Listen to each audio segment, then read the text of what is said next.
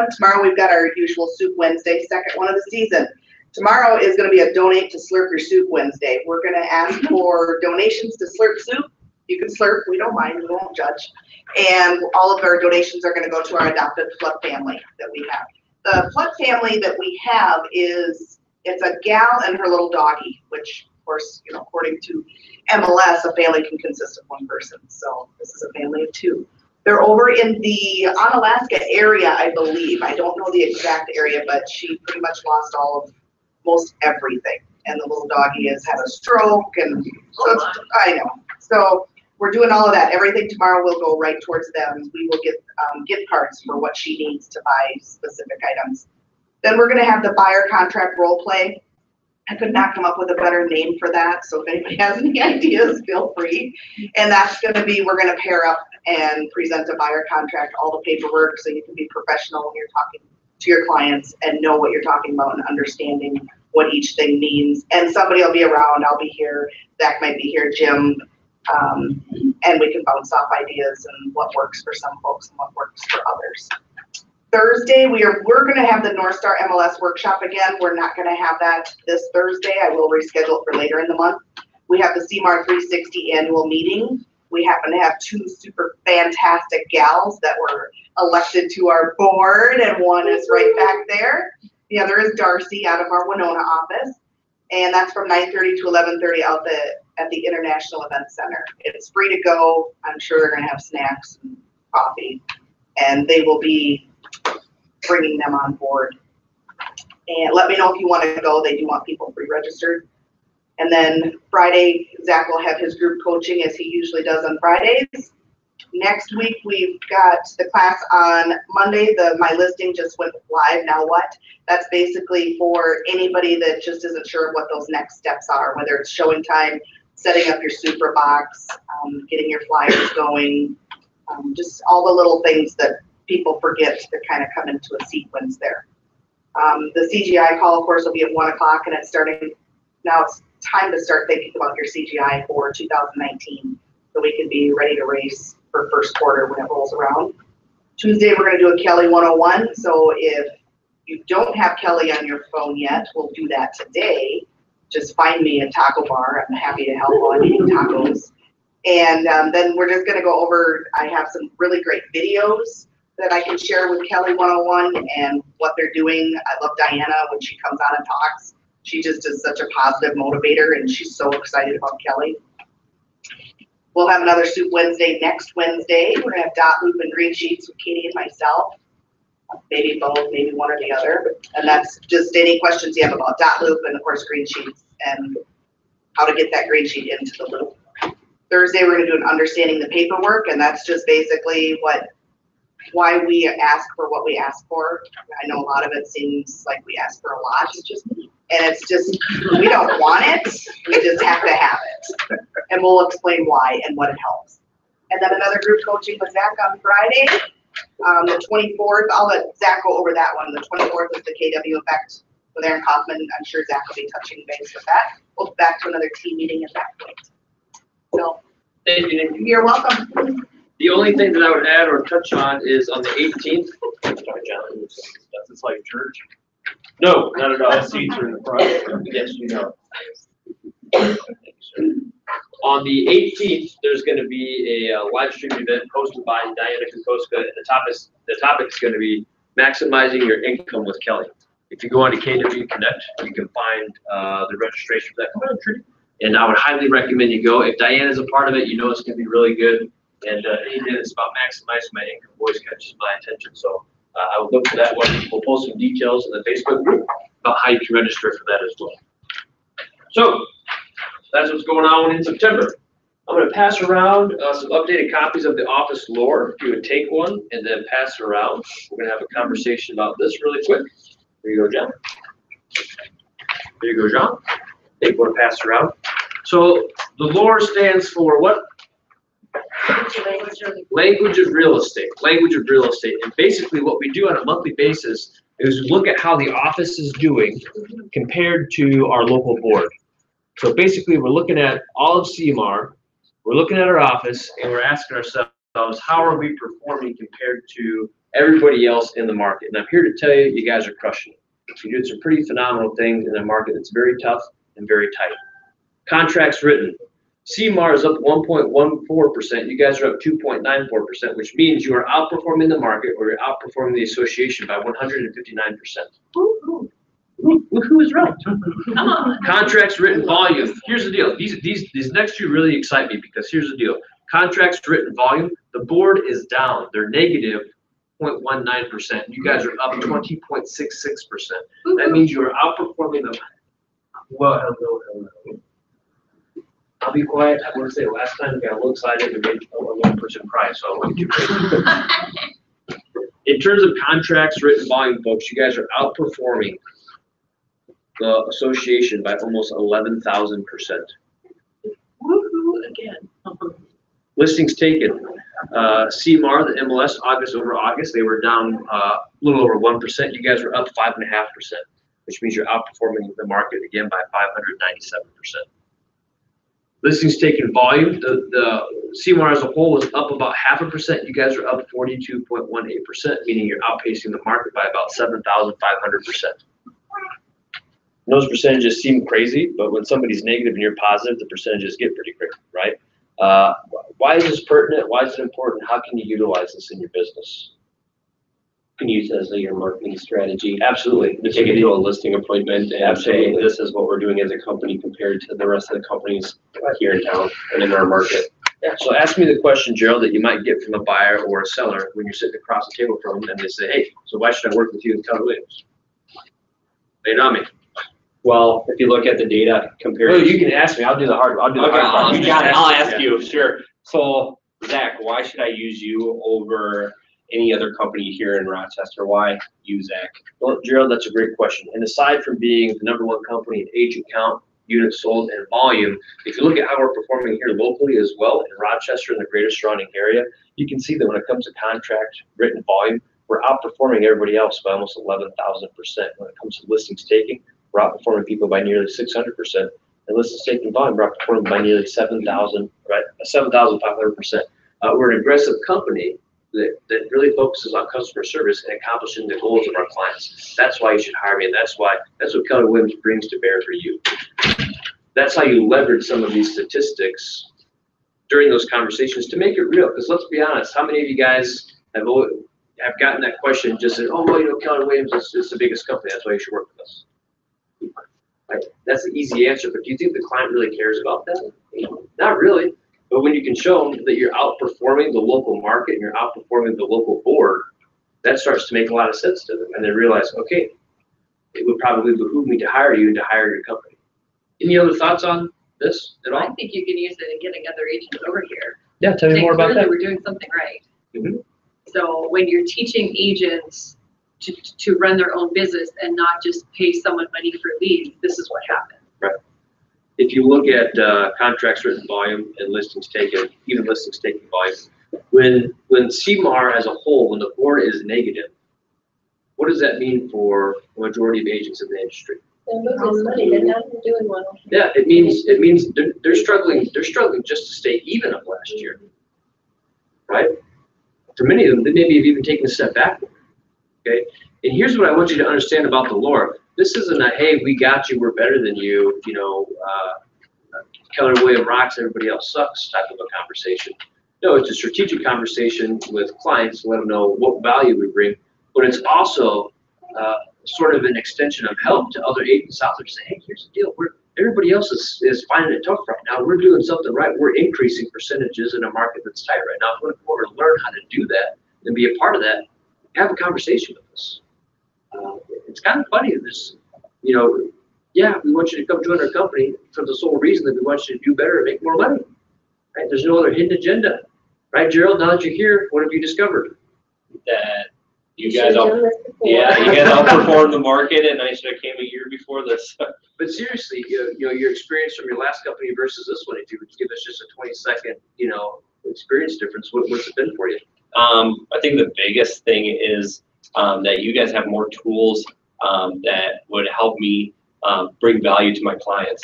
I think that the tool base compared to where I was before is way different. I mean, I had a little toolbox like this. Now I have a big toolbox where I have more marketing. I got, a mortgage company that I get to work with. I have resources. And then I think, the next thing is I think everybody has been so welcoming in regards to like, hey, I'm with a new company. I need some resources. Can you help me? Everybody takes a minute out of their data, help me out and adjust to that. So I think, again, the toolbox and then the willingness for everybody here in our office as a company to help me out is definitely huge. So Thanks for sharing that. Yeah. My only other question would be, who else out there do we know that can benefit from something like that would help their business, help their lives, help their families? right. Thanks for letting me put you on the spot out there. Okay, no problem. Okay, next thing I want to do is go over market summary very briefly. I got some feedback from Kelly DeMille last time. She said, Zach, you just talked about it for too long. It's boring. So we're going to hit the highlights. She's a high D, so you can tell. That's like, yep. Bruce was over there taking notes the whole time. Kelly, on the other hand, she said, nope. So what we're going to do is we're going to talk about CMAR as a whole for a minute. That's what I just passed out. And then we're going to talk about Rochester specifically. And I'm going to have you guys do a little work in teams. So let's hit the highlights really quick. We're going to look at this side of the page first, the one that has all the graphs on it. And basically, CMAR as a whole, if you really look at the middle chart on the left side, absorption rate, what does that kind of tell you in a nutshell? Yep. And what does it have the absorption rate at roughly? Right at about 3 months, which is what kind of a market? Right on the line. Right on the line. It's like we're kind of balanced. It could get pretty competitive at a moment's notice, but we're moving toward the direction of a balanced market. When I look at CMAR as a whole and I look at the statistics, it kind of gets summed up like this. As a whole, CMAR wide, relatively balanced market. To Melissa's point, it's at that teetering edge where you're still feeling some of that fierceness and some of that competitiveness, and some of the properties are still flying off the market. But as a whole, when you look at CMAR, it's relatively balanced. And that's confirmed by, when you turn the page, you look at the average and median days on market. Average is 57, median is 23. 23 is fairly quick. That's decreased a little bit year over year for the month of August. 23 days, that's still fairly fast. 57 as an average, that's much more in line with the balanced market. When it's taken somewhere between 30 to 60 days for a home to sell, folks, there's nothing wrong. That's a normal balanced market. We have to start helping people understand that. Now, the other interesting thing to look at would be sold listings down 3.2%, pending listings down 3.7%, active down 3.7%, and new listings down 2.3%. I want you to pay attention to each of those percentages. They're all in the bottom right-hand corner of these charts. Look at those percentages, and then we flip to look at what's going on in Rochester specifically. I want you to see if you notice any differences between those metrics for CMAR as a whole and those metrics for Rochester specifically. So anything anybody wants to add or say about CMAR as a whole, anything that you're feeling right now in the market in general? Anything at all? All right, so we're going to switch gears then and talk about Rochester.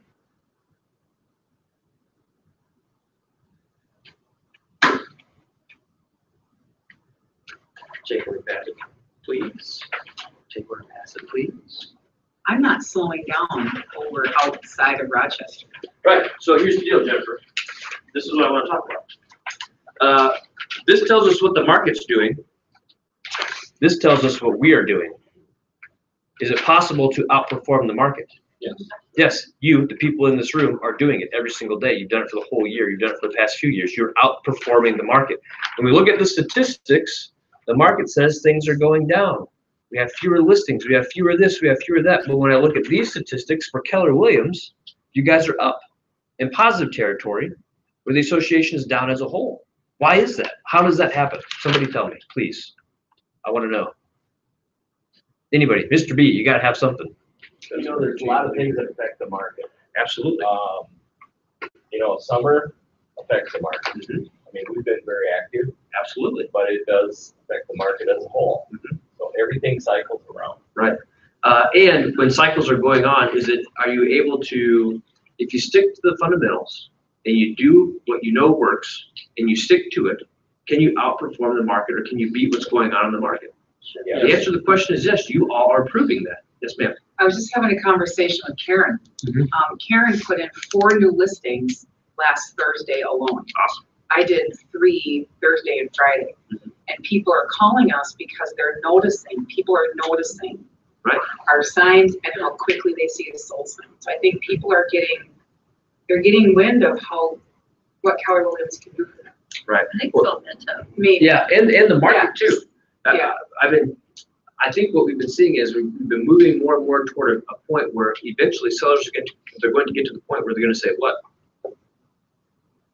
Prices are so high, I would be crazy not to sell. And they're selling so quickly, right? Which it's going to fix the inventory problem, and it's also going to slow things down when everybody decides to go ahead and list their market. But when we look at what's going on as a whole in the area, in the region, but we look at what our market center is doing, that tells a pretty amazing story. Most companies, if they're just riding the wave of the market, they're stagnant or they're actually declining a little bit, where you guys are continuing to outperform it, right?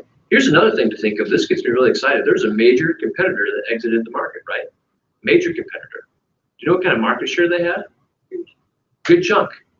Who's going to fill that void moving forward? Everybody in this room should be hopping all over that. That's several hundred listings that will happen next year that company will not have anymore. Which means it's fair game for you to go out there and snatch it, right? So if that doesn't get you excited, pumped up, and motivated, I don't know what does. Not only are you outperforming the market, there's opportunity for you to go capture even more market share because one of your competitors felt so pinched by the market, they raised a white flag, right? I'm getting fired up. I gotta take a minute. All right, so let's talk about what's going on in Rochester specifically. Here's what I'd like you guys to do. We're gonna form some teams, okay? Have some fun with it. You 4 right here, I'd like you to form a team, please. And then if we could I'm gonna do, how about we have some of these 3 tables right here, form a team. And then if you 4 up here would form a team. This is what I would like you to do. On the page where you see all these graphs, I want you to have a conversation, and I want you to come up with just a quick 1-sentence synopsis for each of these graphs and how you would communicate what's going on in the market, what's going on in that graph to the consumer. So ours are not colored like. That's okay, don't worry about it. Just do the best you can from what's on there. Just make stuff up. You'll be fine.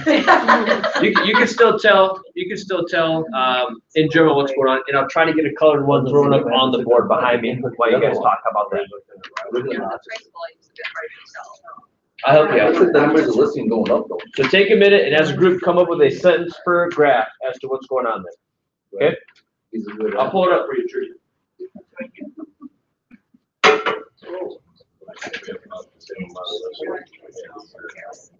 So this is Put it in Google Maps here. Yeah, I just want you to do it for the Rochester sheet. You don't have to do it for the CMAR one, just the Rochester sheet. So on this top one, top left, number of listings. See this. No, the amount of listings. Yeah. I know it is. Yeah. Well, yeah, I see, looks like homes in the 300. It's like Still low. Probably underneath it.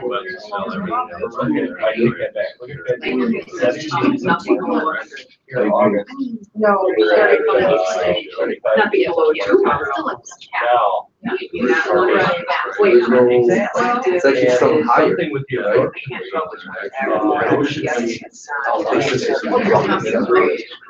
Well, we got. So it looks like, Yeah, but Ones look, that are easy to tell. this is. looks like looks like we're actually coming. We're What listed it. the line. We're listing where our right. Let's talk about 65 days, 68 days. Yes. If you need to come up and see the colors, they're up there. So the absorption rate. That's just so less. 35 original list price. Yeah. I think Yeah, that's that's a right. great thing. It's gone up since. It looks like it's selling for more, right? But it's still low. Yeah, Oh, okay. absolutely. More is this until they're closed. No, no, no. The absorption rate. Days on the market Okay. is, So you get a lot for January. you go days on the market. Don't count it, but don't check the contract date. Look at So how. that could be, that still could be 10 days off from there, but it's a good number. Absorption And then you rate. can tell summer. And back to Oh, school. that's okay. That's okay. It looks like a tall graph, looks like a doctor's office. I said, you got this graph so high, it makes it look like I'm really sick, and I said, size it down where it's supposed to be. Right, it's just a small change. No, list. You good. Absorption rate means that they didn't lift your number how. Trudy, let me help you. I'll read it out loud. So we from now until the next year, everything kind of slows down. All right, let me give you some context on your sheet real quick. If you look at this graph right here, the top line is active listings. We look at this one right here, the middle line where it ends right here, it has this peak right there. That's sold listings, and this last one right here is pending listings. So you can make a note of that. This one, the top line is active. The most bottom line that ends right there is pending. This middle one is sold. This top line right here is sales price to original price, sales price to last price ratio, and then price volume. Obviously, this is a listed where it was listed at. Scroll down just a bit.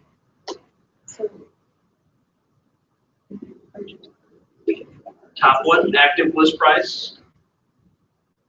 And then right here, again, obviously see what they're all doing. They're all kind of coming to an head. It's new, pending, and sold.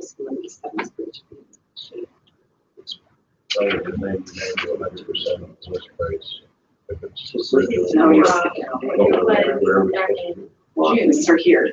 Here we are. Yeah. So this one, Yeah. you said it's Now, pretty typical, right? we dropped Just in here. July, Last and year. then August. Same, I mean, it's all the same. What do you see in the metro? Yeah, it's similar. Driving up in. Days on the market. If you're overpriced, you're out of the market. Talk about number of listings. Yeah. I think people are saying, it's like, Sellers The average home saying, price is I want to sell my house because everybody else is stable. getting. If you look at this as well, I mean, it goes up in March, obviously in the spring market, but then comes back down. 2 months. So So, the number of listings, You know, so that just shows you that that's not long. I thought, you know, this is the market. Where I'm really sell, but I might get a little pricey or something. Sold. I see listings come in in the high price point, they're sitting in the market for a lot longer days. Yeah, sold. And so those homes that we need are really in that 200 somewhere in that 220.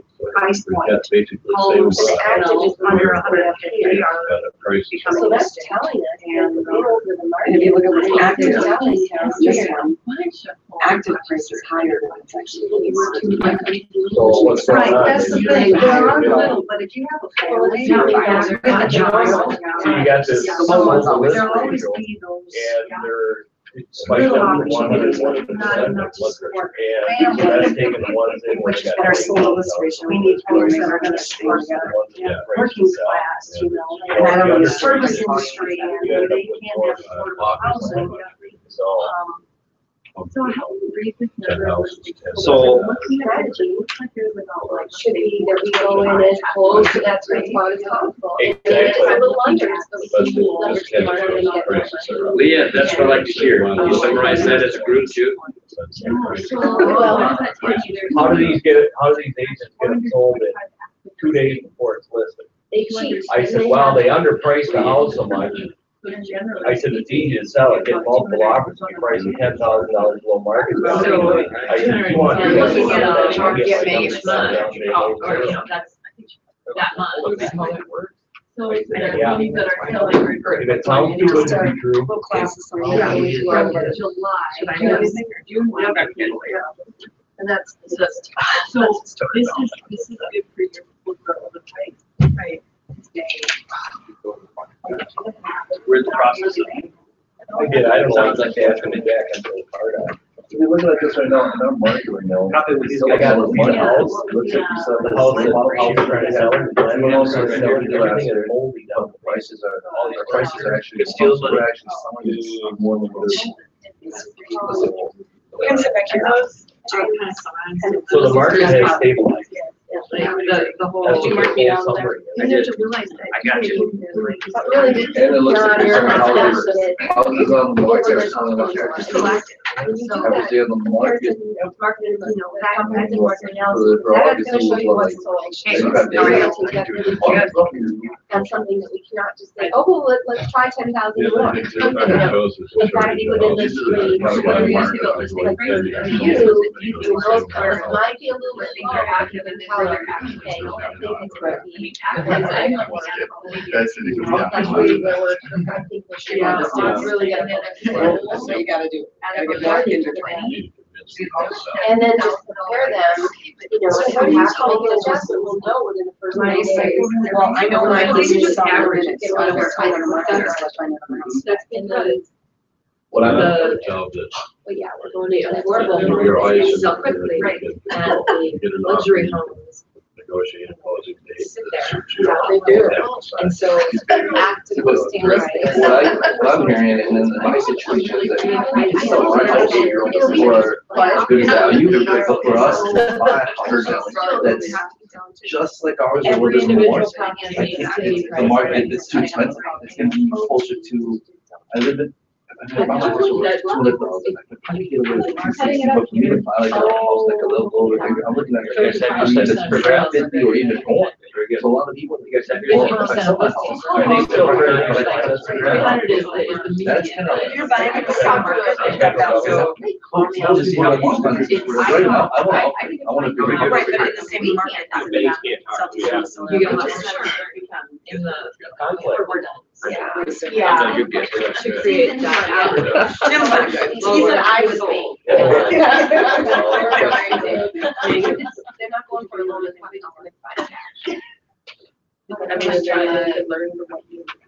You know, they don't come in and like. I know you love this. I see it. They can say, they can do Rochester. The fire crew? Okay, so let's bring it together as a group again. So here's what I'm gonna do. I'm gonna go around to each of the groups. I'm gonna ask you kind of what your takeaway from each of the graphs were. And we'll do one group, we'll talk about the first graph, and then we'll go through the graph, and we'll go to the next one. So I'm gonna ask these guys first, I'm gonna ask John's group first, what their takeaway was from the graph called number of listings. Doesn't have to be you, John, just anybody from your group can give us what your synopsis was or what kind of your sentence was that you came up with. Right now, we're the same as last year. Okay, meaning, The inventory is the same. The number is the same for August as it was September of 2017. okay. How about this group right here? What'd your takeaway? We were just trying to figure out which line was which color. I'm teasing. I don't know that we like got like a Okay. one thing. Okay, so tell me, what, without being very succinct, what's going on? I think sellers are jumping on the bandwagon. And how do you, and what indicates that from this graph? Just the uptick in the listings. I mean, we're August, September. I mean, I've listed more houses than I did last year. And what have we seen in terms of inventory? It's creeping up, but it's still down. But it's still down, but Right. it's. So if you've listed more houses than you ever have this year, in a market where we've had the fewest amount of homes listed for sale that we've had in the last decade, that's a big deal. That's called outperforming the market. That's called laying a solid foundation and momentum for future years. And I guarantee you, if you guys look at your market trends reports, if you're doing better this year than you did last year, the market has actually gotten worse. The market's really, really good. It's really, really, when I say worse, it's in context, right? The number of transactions has actually taken a step backward, but if you've increased your number of transactions, that's a big freaking deal. That's a huge deal. Because you've proved you can outperform the market. You've proven that your business is so solid, it doesn't matter what the market is doing, you will still succeed and grow. That's because you're doing the fundamentals that you should be doing. That's a huge, huge takeaway. How about this group up here?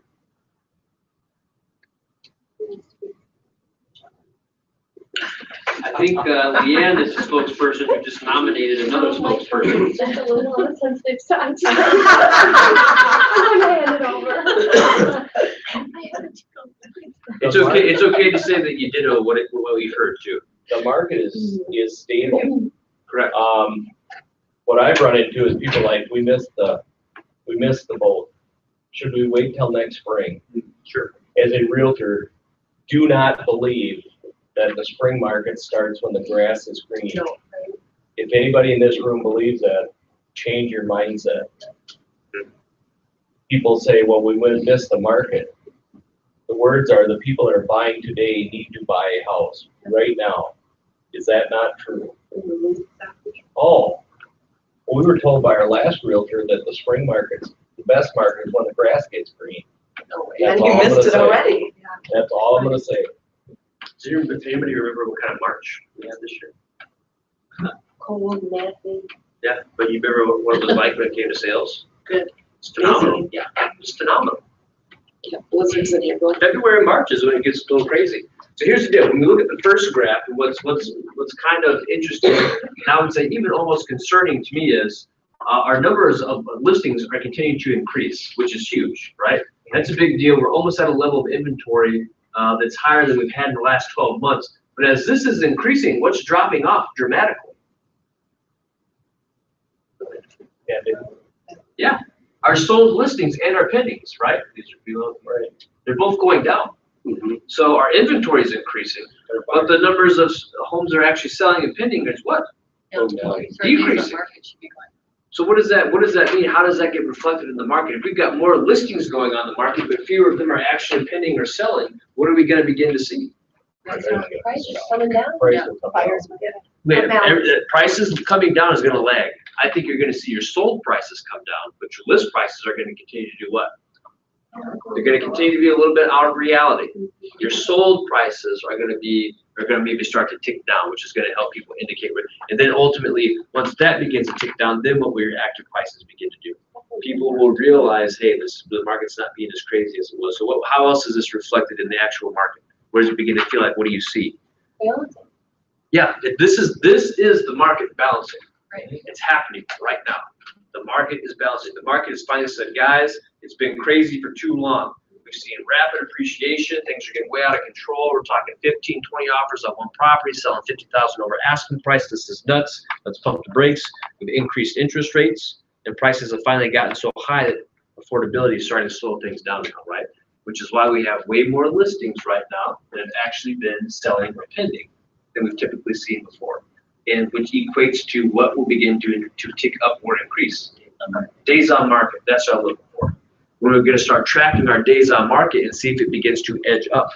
Because if that begins to increase, which if you have more inventory than you can sell, your days on market are going to increase. That'll be another good solid indicator that we're heading back toward a more balanced market, right? Because our average days on market have been what?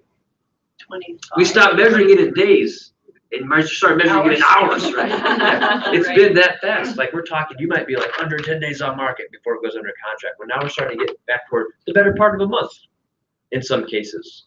No matter what kind of market you're in, you're always going to have properties that can come on. If they're priced well and show great, they'll still sell immediately. But on average, your typical home might take a month or 2 months to sell. That's cool. That's all right. It's normal. We have to start helping people realize that. Otherwise, you're going to get the kind of situations where people are like, John, you listed my house 2 weeks ago, it still hasn't sold. What's going on? You're like, that's actually fairly normal, but things are so out of whack. Everybody's context is so out of whack. They think if it hasn't sold in 2 days, something's wrong. So start doing your best right now to set expectations and prep the battlefield and let people know, hey, here's the deal. The market's been really hot for the last couple of years. Phenomenally hot. It's still a great market, but we're seeing things begin to balance out again. And you need to know that it might be, the better part of a month or two before you see an offer come in on your property, or you might have to do a price reduction in order to get you there. Yes, ma'am. And I just want to say price point. I mean, a few weeks ago when I was checking average days on market for 300 to 340, it was 77 days. So, knowing average time on market for price point is important, because if you're selling a $150,000 home, yep, that might be 30 days, but a $300,000 home might be more like 3 or 4 You also have to be specific. Are you looking in Rochester or are you looking outside of Rochester? Because that's going to have a huge implication for that as well. And when I talk about, we're going to look at a minute when we get to the next page about looking at CMAR-wide statistics versus Rochester-specific statistics, and we'll look at what differences do we see. Okay, so great. Listing prices. let's work our way back this way. What do we see from that graph from this group? They've been stable from Yeah. year to year. Right. Um, They hit their peak when, Gerald? They hit their peak in February, or March, They hit their peak in March, and since March of this year, what have listing prices done? declined. What planet are we on? I don't know. It makes sense though, It should be the opposite, right? right? Conventional wisdom would tell us our prices would increase. April, May, June, July, a busy time of year, prices should be going up. But what did Leanne just said it earlier? What's going on? Go ahead. But correct me with the economic factors. So during that time too, the Fed enacted, two rate cuts. So that, took out, with higher interest rates, you got your buyers going into a situation where they can only afford so much. With higher interest rates, that brings that affordability down, which would bring down the list price. I don't know if I'm like totally off whack or totally Well, off. Jared, I already love having you here. Okay. Talk about like From an economic You standpoint. said a lot of good things. You brought up rates and you mentioned affordability, because sometimes we talk about rates, we don't dial in and say, well, what does it impact? It impacts affordability for buyers, right? Right. And when you impact affordability, that ultimately impacts buyer what? Impacts their demand, right? And if their demand decreases a little bit, well, then you can probably expect to see that reflected in overall prices of homes. Right. So to see a little bit of a decline in the list price of properties, to see that its height was in the coldest part of the year, and steadily declined during the hottest, busiest part of the year, is intriguing to me. It's not though, because to John's point, spring market is not in May, it is in February. January 2nd. January, February. So, but I would say January 2nd. Rochester has its own unique subculture with Mayo and Match Day drives the market to have this frenzy of, people are coming in, people know they're coming in. That's when those $200,000 homes, those people are bumping up to the threes. And that's when you can test the market and price those houses higher than you probably would this time of year. Well, the reason you could do that, if you look at year over year historically, you're going to see that, and this still happens, transactions dip first quarter, and then they begin to increase as you move into summer months, right? They just go right back up, okay? The reason that you saw the sharp increase that you did around February, March is because where was inventory? It was non-existent. If you were on the market, you could pretty much demand whatever you wanted because you were the only home for sale. People needed a house, right?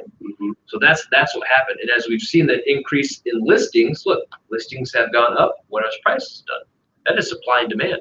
Hey, we've just flooded the market with more listings. So guess what? The amount of money you're going to be able to get for your property on average is going to go down a little bit because you got a whole lot of people that you're competing against, right? And typically what we see is we see way more transactions. It's way hotter during not just physically, temperature-wise, but just a busier market in the summer months, which typically drives prices and listing prices up.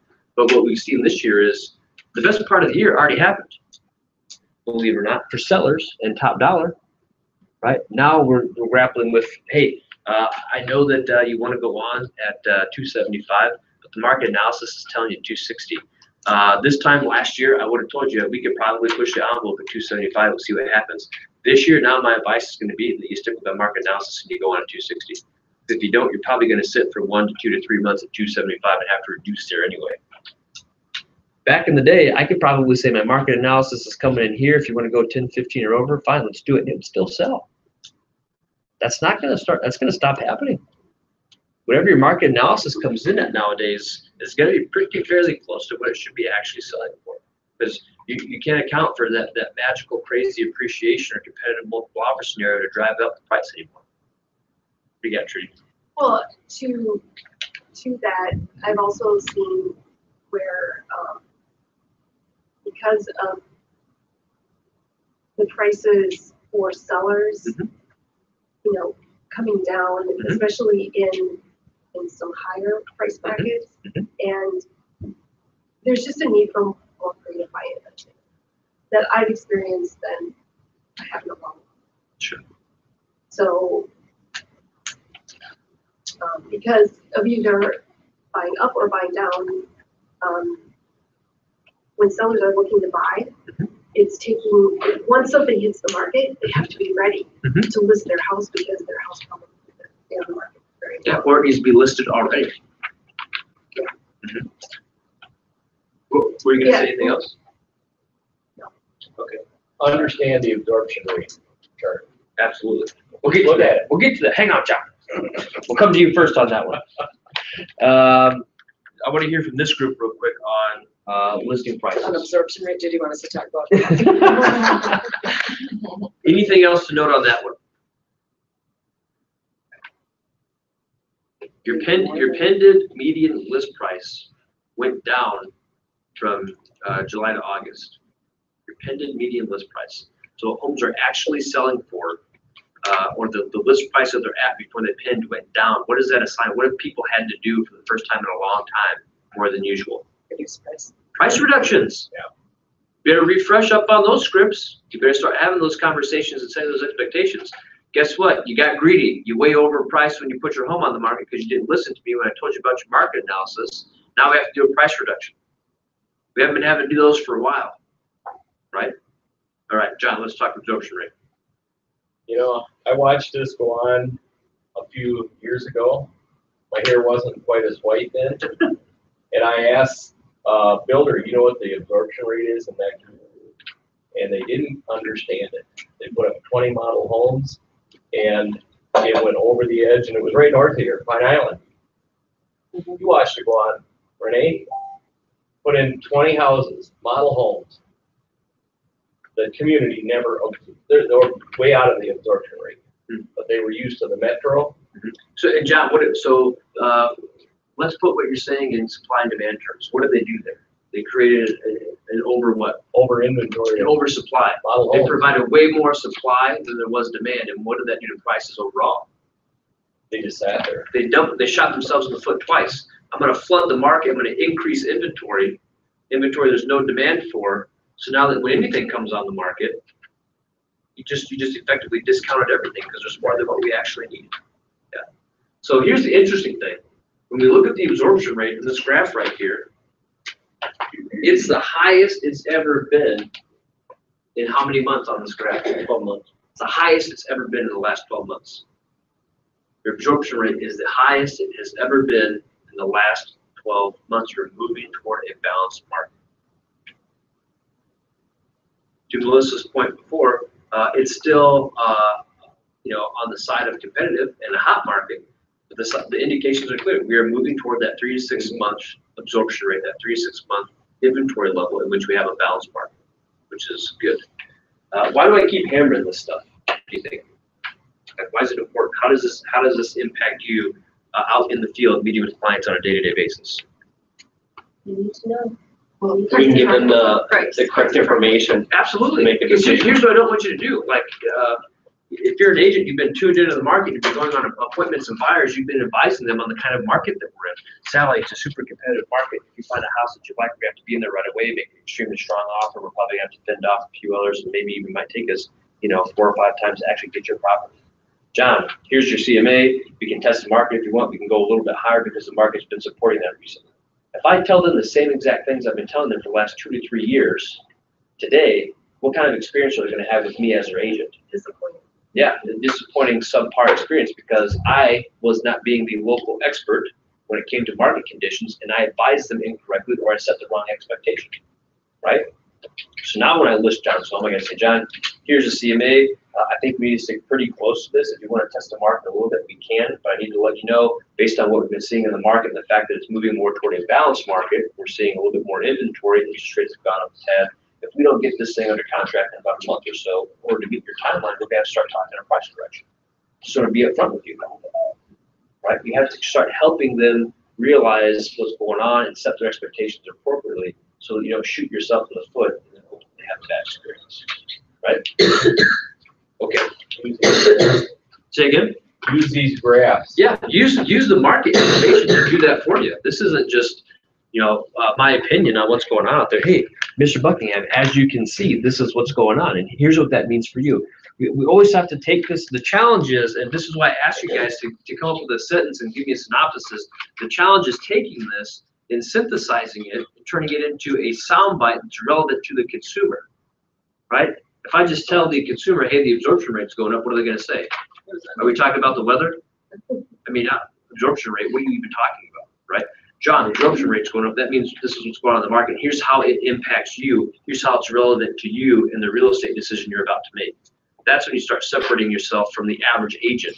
The average agent, number one, isn't paying attention to market stats. The above average agent just regurgitates them. The superior agent knows them and can convey them to the public in a way that helps them understand what's going on and helps them make relevant decisions for themselves, right? Okay. Sold to list ratio, I think the only thing that's interesting to note there is that they dipped down a little bit, now they're dipping back up slightly. But that's a clear indication that, yeah, we got to the point where we got to the point where, hey, we're pricing too high. We've got to see that correction in the market. We got to get prices back down to where they should be. Days on market has been a little bit of a roller coaster this year. All right, it's been up, it's been down. I think overall, you kind of expect days on market to be a little higher during this time frame, right? And as we moved into the summer, what I thought was interesting is during a peak part of the summer, it actually increased while it was offset by a small decrease here. So that's something I'm just going to continue to monitor. I'm always curious to see when is our average days on market going to get back up toward about 30, right? Because that to me means homes are sitting for about a month. That's fairly typical in a balanced or normal market. Price volume.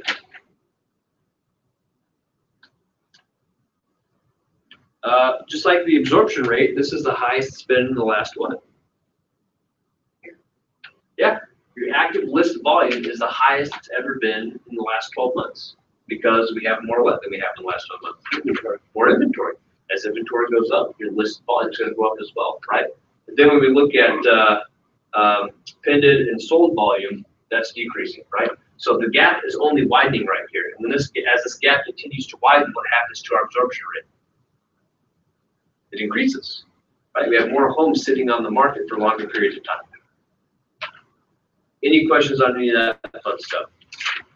Well, when you look, Zach, when you look at the absorption rate, and it's up, and then when you look at the days on the market, they took a serious drop. The best way to use that is, do you want your house to be the one that's on that downward side, or do you want to be up here, right, where the rest of these are sitting a long time on the market? Absolutely. And that's when you ask them that question that way, it helps them realize the their best interest, right? But John, I hear what you're saying. It sounds like we should probably list now at the price you're recommending if we want to sell. All right, so here's the next thing we're going to do. Flip that sheet over. We've got our Rochester sheet and we've got our CMAR sheet. And I want you to put them side by side, and I want us to look at some of the numbers. So if I'm looking at Rochester and CMAR, then looking at the percentage changes, what is the absorption rate? So this is the top one. What's the absorption rate, the far right percentage change in Rochester versus CMAR as a whole? It's almost a 12% difference. Yeah, there's a huge difference in the absorption rate. We've seen almost a 7% increase in Rochester versus about a 5% decrease in CMAR as a whole, right? That's interesting to me. That's a big difference, market as a whole versus Rochester specifically. Okay, and when we look at it in terms of months, year to date, the absorption rate for CMAR as a whole is 2.42 or 2.5 months. For Rochester as a whole, it's just under 2 months, 1.85. Let's look at average days on market and median days on market. What are some of the differences you see there between the percentages and the actual numbers?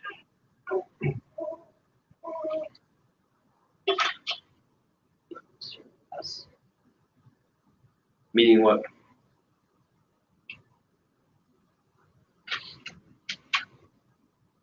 Well, Selling. they're selling faster, yeah.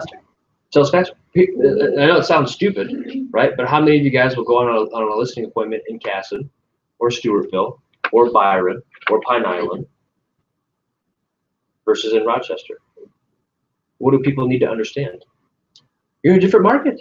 It's going to take you longer to sell your home because it's not the Rochester. Like everybody hears what's going on in Rochester. The market's crazy. Yeah, that's great. That's true of Rochester. The market's good here too, but it's going to take you a little bit longer to sell. Right? It's just what's going on. And here are the numbers that back that up. Which one of the two indicates it's in a more balanced market? CMAR does as a whole. Bless you. Let's look at sold listings. I'm going to go to the very bottom where it says totals, and there's a far left there's a percentage that says percentage change. Sold listings for Rochester is down how many percent points? And then what is it for CMAR? 3.2, pretty in line. Here's an interesting way to look at that. If you look at the two numbers, it says year-to-date 2018, 2017. The year-to-date number for 2017 was 1,619. The year-to-date number for 2018 so far is 1,571. We're down 3%. That's a total of 48 units. We're only 48 units behind where the market was this time last year in Rochester. Let me put it to you a different way. We've only been selling, on average, about 6 units less a month this year compared to last year. So when people tell you the market's down, we're not selling, that's BS. We're only down, on average, 6 units a month in Rochester. That's not an excuse to be down in your personal business. You know what I mean? That should put that in perspective. And guess what? That gap is closing. So pretty soon we're going to be transitioning to a market where we're doing more of the listings and more inventory than we have in years past, right? So don't let that soundbite fool you. Oh, inventory is down. No, really, we've only sold about 6 homes less a month in Rochester, and that's so far this year. That's not for the whole year. That's only 8 months worth, right? Pending listings. What are those percentages? Totals. Pretty in line with each other, right? Only a difference of 71 units in Rochester specifically. But now here's where it gets a little bit more interesting. Active listings.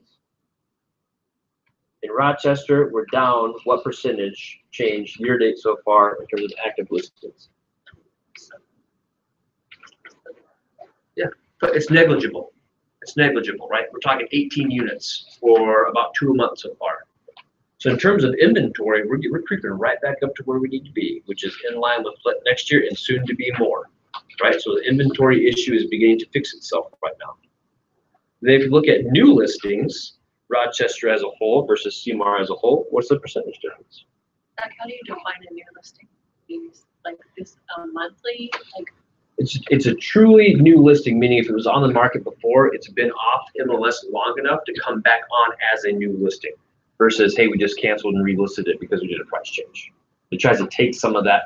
It tries to take what aren't truly new listings out of the equation by saying we're only counting it as a new listing if it's truly new or it was taken off the market for whatever time frame they have and then put back on the market. So my question is, the difference between new listings and active listings, where's the overlap in there? The overlap is if I've got active listings, right? Let's say I had an active listing and I wanted to reduce the price from $275 to $265. I canceled it from the MLS and relisted it at the lower price within days just to get it at a new price.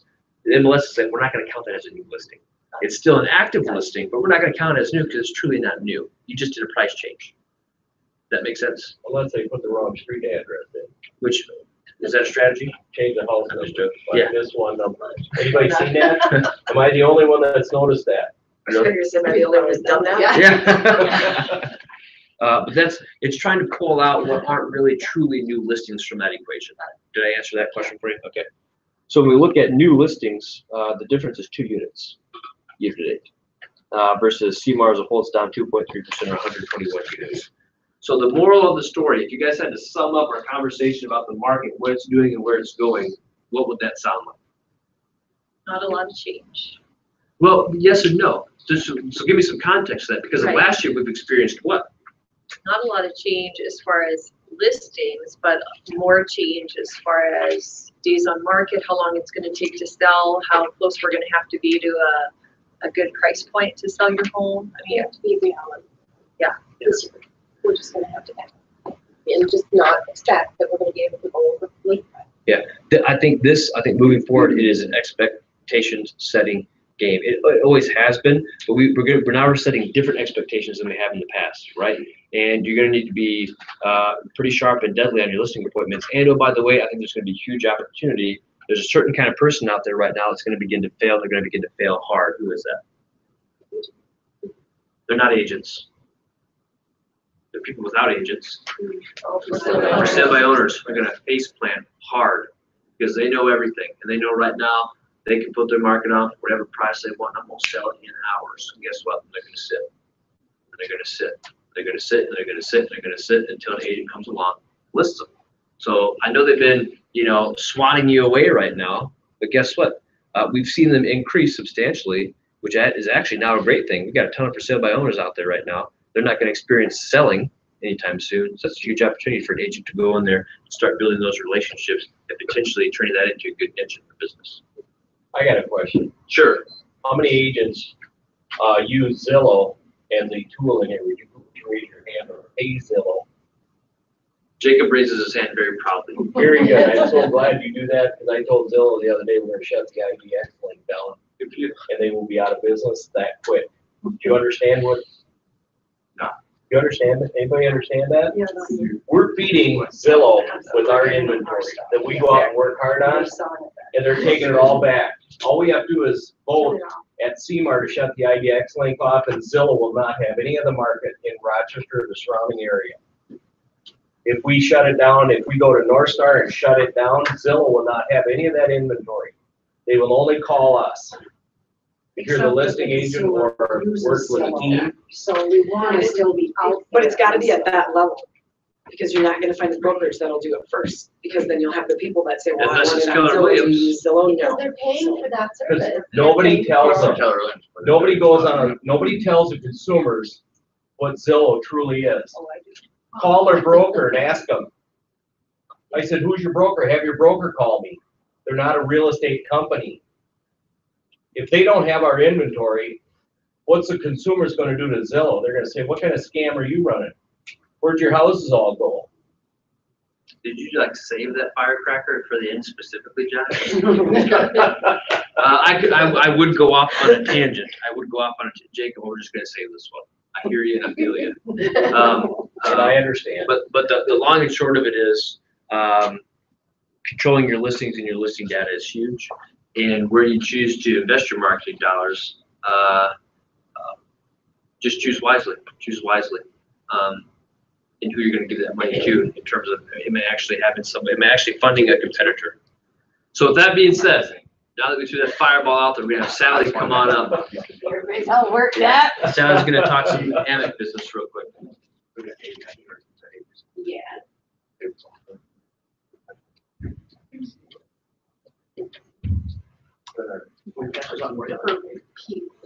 Yeah, I was just gonna share my. I got one of those. Two different ones. All right, I know everybody's kind of great, so I won't take more than a couple minutes. Smells good. So what he's passing around right now is just, everything that we offer, with Amic. We can do everything. Can we do VA? Yes. We can do RD. We can do the conventional. We can do the bond programs of Minnesota Housing. So your client only has $1,000, they can buy a house. Construction, reverse mortgages, jumbo, doctor loans, specialized. Let's say you have people like you who are self-employed. They're not showing all that income. You can use bank statements. So lots and lots of different, everything everybody else offers plus more. We did just buy a bank, which is awesome. We're not going to see anything cool in the next few months until 2019, but it's going to allow us to be able to hold more mortgages. We can hold them in-house. We can do special things because we own a bank now. So there's going to be some pretty cool stuff in the spring. We'll also be able to be even more competitive in special situations.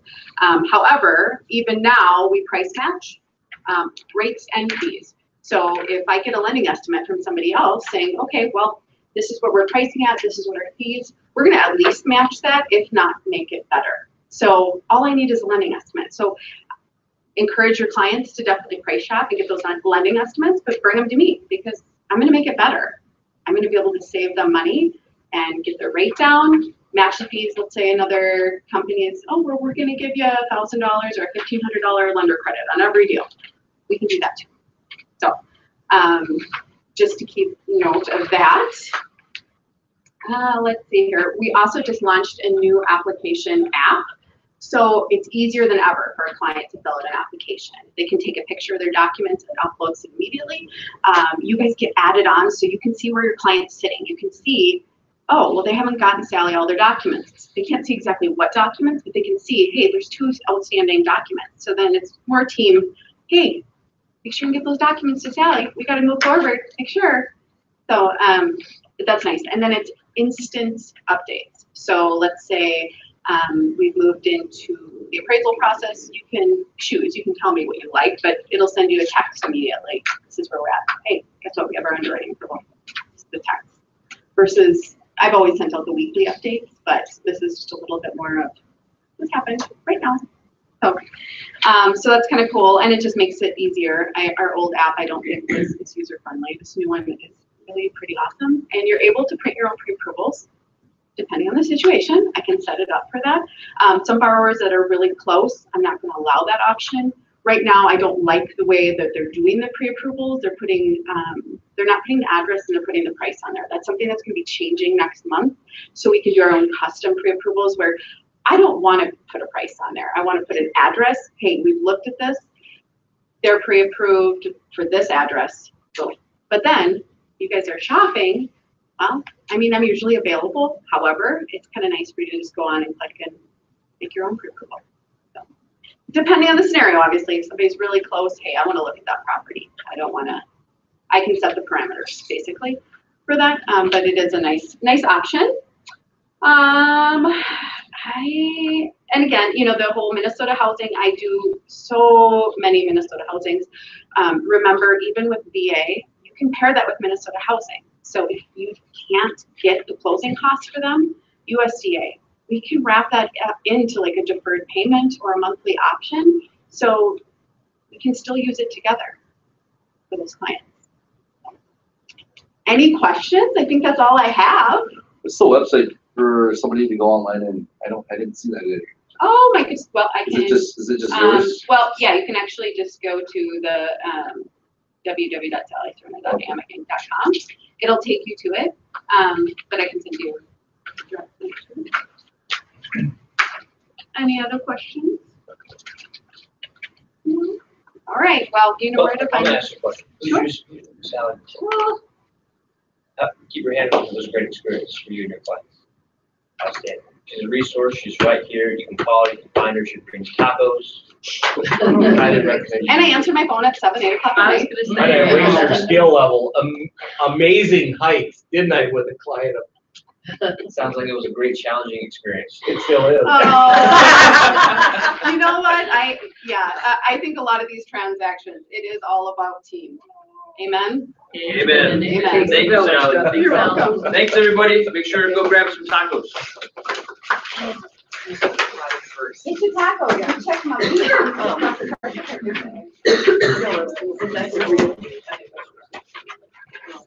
This is